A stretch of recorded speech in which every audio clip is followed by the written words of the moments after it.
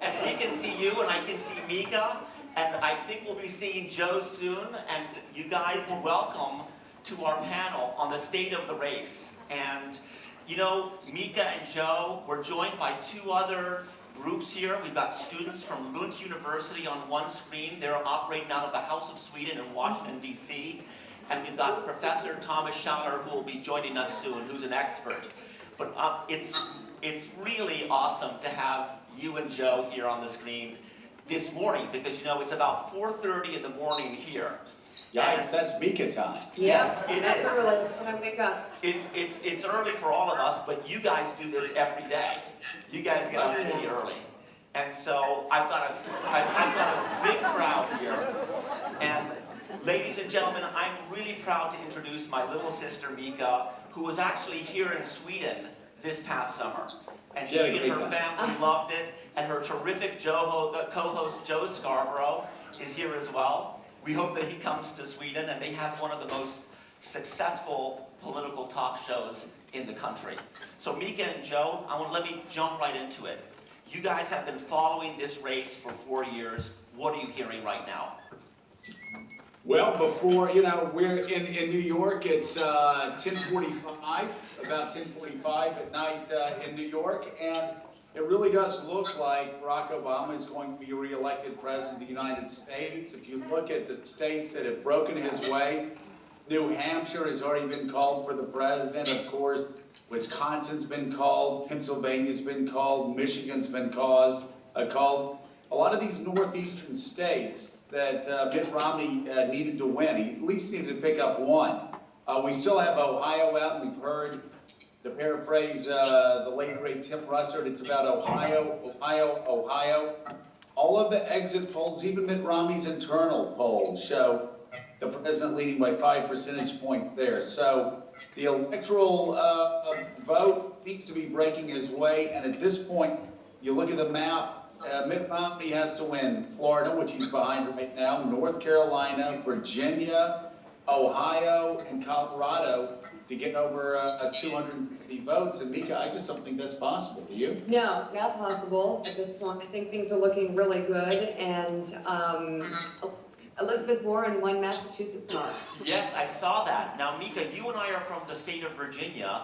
How is Virginia going to go? Is that purple state going to go blue? They're still voting. At least Yeah. last I checked, about 30 minutes ago, the lines were so long, they were keeping the polls open beyond the regular times. And so it's going to be interesting. I would think such a high turnout is good for the president. Is that fair to It say? should be good for the president. Right now, Mitt Romney is ahead by 10, 20, 30,000 votes. It's too close to call. In Virginia, as well as North Carolina, another state that the president turned from red to blue 4 years ago. So we'll see what happens, but right now it is awfully close in Virginia. And if you look at how quickly states like Wisconsin and New Hampshire and Michigan and Pennsylvania were able to be called in Barack Obama's favor, it certainly does look like a big night for the president. And 4 years ago, Virginia was the closest to reflecting the overall vote total nationally, percentage-wise. So I would guess, as goes Virginia, so goes the nation. I was emailing with White House 2 hours ago, and to quote someone very close to the president, they were feeling terrific. Well, let me ask you this, because Mika, I'm speaking to you from an auditorium in the Hilton Hotel in Stockholm. The auditorium is filled with people, and people across Sweden are following this race very closely. Now, in Sweden, when elections happen, it's really the party as opposed to the person that is standing for election. Joe, you're a former congressman. What's it like to be a politician in the final moments of the campaign as you're waiting for the results? Oh, it's absolute nightmare. 18 years ago today.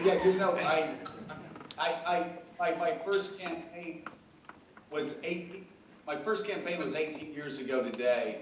I know that only because my nephew was born the same day that I was elected, and his 18th birthday was today. And the final 2 days of the campaign, you're just on pins and needles. You don't sleep. I used to always get in my car and drive across the district nervously just by myself, but when you're running for president of the United States, the pressure is so much more intense, and there's so many stories of men who believed they were going to be elected president of the United States on the day of the election and losing. The most famous being John Kerry, who was being called Mr. President at 6 o'clock in the evening on election night in 2004. Things quickly turned badly for him. Of course, you and Mika both remember 1980, Jimmy Carter finding out the final 2 days that he was going to lose the election and going to the back of Air Force One and hugging his wife and crying. It's very painful. As you sit, wait, I was talking up Shrum earlier today, the campaign manager for John Kerry in 2004, and he said that he spoke with Michael Dukakis, who had called George McGovern, two Democrats who had lost in landslides. And Michael Dukakis asked George McGovern, recently deceased, do you ever get over losing?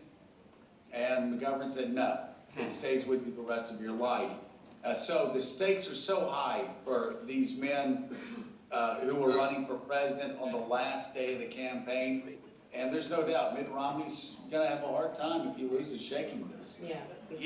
You know, it really is a system where you put yourself up for public referendum, and basically you're asking people, what do you think of me? I mean, it really is very personal. Let me ask Mika, you guys have met both these candidates, you've interviewed them, you've interviewed their wives. This particular election, 2012 election, has been different in the sense that the debates were really much more important than they have been in the past. What do you think the candidates have learned in the course of this election cycle? What do you think their takeaway is?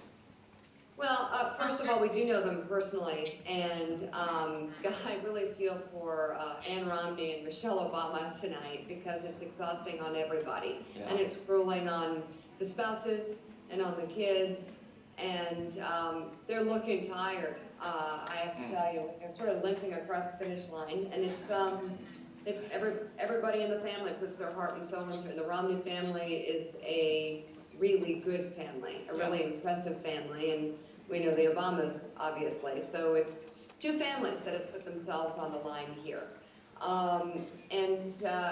At this point, I forget what the second question was. What was your second question? Well, that's really the question. Well, what do you think the candidates have learned? The debate. You brought up the debate.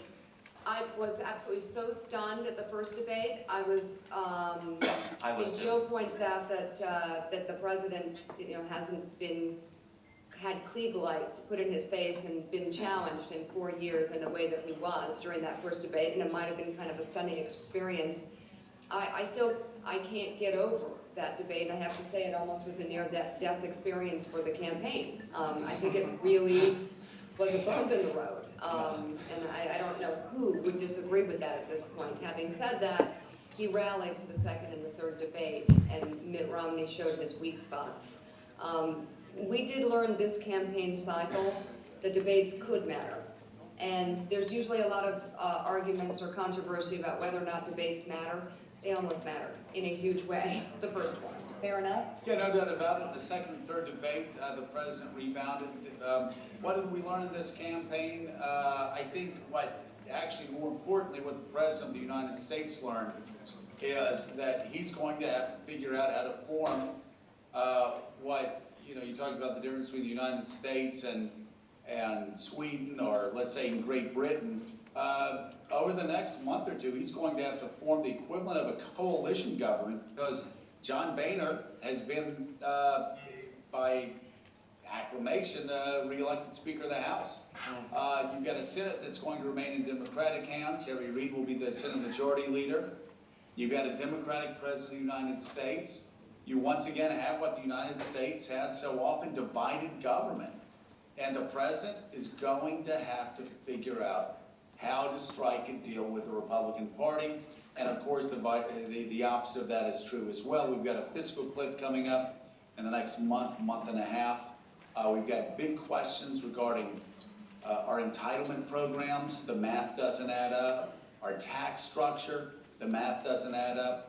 Our defense budget is too large. We've been fighting a 10-year war in Afghanistan, an occupation that costs us $2 billion a week. It's an unwinnable war.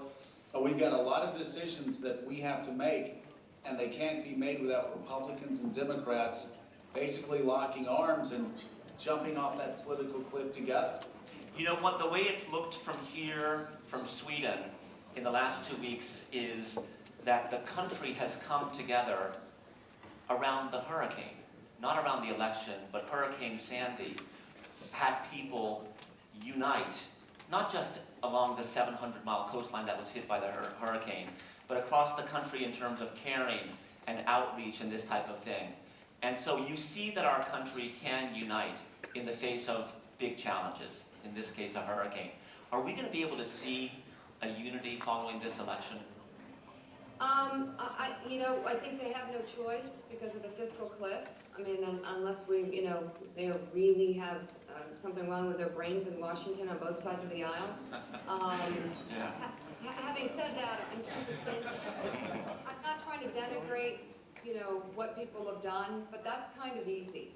When Right. people need help, to give them help, and for the government needs to do its job, it should do its job. And when you need to work across the aisle, you work across the aisle when there is a disaster. And I actually think the whole kerfuffle about Chris Christie is silly, because he's a governor and his state needs money. I don't even understand it, and it's not John Boehner or Mitch McConnell, so it's really not. It's a side story. That said, though, I think the president was really helped, Mark, by the fact Absolutely. that he was seen on camera with the highest, Being in charge. one of the highest, being in charge with one of the highest profile Republicans. In fact, as luck would have it politically for the president, he was holding press conferences on the Jersey Shore with the very Republican that delivered the keynote address just a few months ago at the Republican National Convention in Tampa. And that fact, the fact is, we'll get, speaking of Chris Christie, he's trying to call in right now. The fact is that that's actually helped him out, helped the president out a great deal, and it shows how much Americans hunger for bipartisanship. And this is something that I think both parties need to figure out. My party, the Republican Party, needs to figure out as well, that they can be conservative ideologically, but they've got to learn to start being much more moderate temperamentally. Follow the Reagan model. If they don't do that, then they'll lose races they should win, like in Indiana, where a good friend of your family's, Rick Lugar, was kicked out of the Republican primary. Well, guess what? Because Lugar lost, the Republicans lost tonight. The same thing's going to happen in Missouri with Claire McCaskill. That should have been a Republican pickup. Instead, they nominate Todd Akin, again, a guy that is far to the right of where Missouri voters are. And what the Republicans are going to do by making one bad choice after another is put Harry Reid, a Democrat, in charge of the Senate for another 2 years. Closing question, because I know you guys are hosting something. Are pollsters going to replace pundits following this election? Of course, you two are irreplaceable. But are but what do you think the roles They're going to replace pollsters.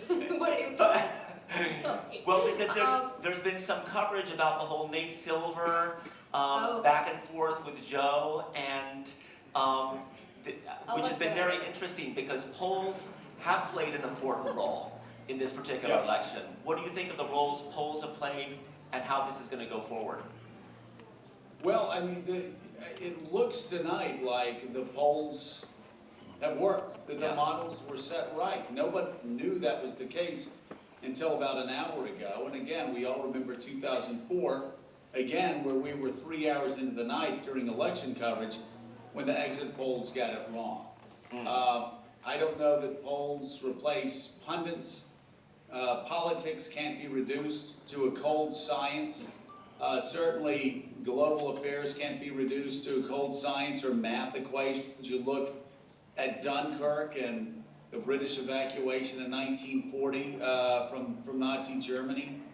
No, the numbers, Nate Silver, where he allied then, scoring that, would not have given the British a chance. He wouldn't have given Winston Churchill a chance as the king was forced to pull together a coalition government. To have a guy like Winston Churchill, who had been considered a disaster and a gadfly over the past decade, to lead Great Britain through its most glorious year in its 1,000-year history. So politics and the art of politics can't be reduced to math equations, but I think tonight shows that polls have gotten far more accurate, and I think tonight is a big win for the pollsters. Yeah. And before we go, Mark, Yes, is Natalia there? she's right here. She's waving to you. Everyone should give a round of applause to Natalia.